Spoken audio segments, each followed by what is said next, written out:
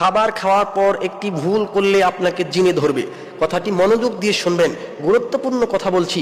খাবার খাওয়ার পর আপনি যদি একটি ভুল করেন আপনাকে জিনে ধরবে। সেই কাজটি হচ্ছে, অনেক সময় দেখা যায় আমরা গোশত খাই, অনেক সময় দেখা যায় আমরা গোশত খাই, গোশত খাওয়ার পর হাড় গুড়গুলো আমরা ফেলে দিই। এই হাড় গুড়গুলো হচ্ছে জিনের খাবার। এই হাড় গুড়গুলো খবরদার কেউ আমরা পানিতে ফেলবো না। যদি আপনি পানিতে ফেলেন তাহলে জিন এগুলো খেতে পারে না।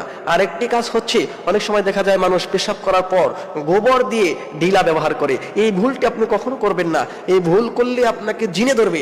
আর জিন থেকে যদি আপনি মুক্তি পেতে চান, হাড় গুড়গুলো খাবার খাওয়ার পর কখনো আপনি পানিতে ফেলবেন না।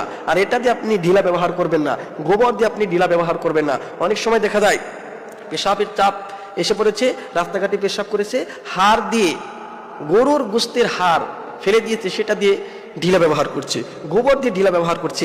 এই ভুল করার কারণে আপনাকে জিনে ধরবে।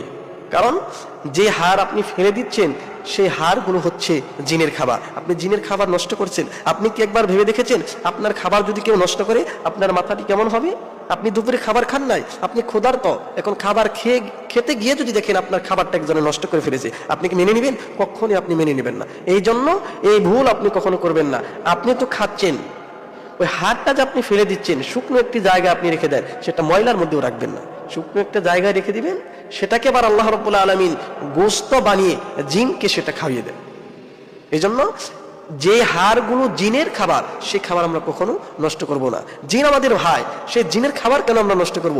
এক ভাই কি কখনো চাবে অপর ভাইয়ের খাবার নষ্ট করতে? আপনি কি চাবেন আপনার ভাইয়ের খাবার নষ্ট করতে?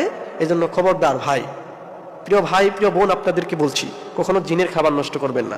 আর যদি খাবার খাওয়ার পর সে হাড়গুলো আপনি পানিতে ফেলেন, ময়লার মধ্যে ফেলে দেন, সেই হাড়গুলো নষ্ট হয়ে যায়, জিনের খাবার নষ্ট হয়ে যায়।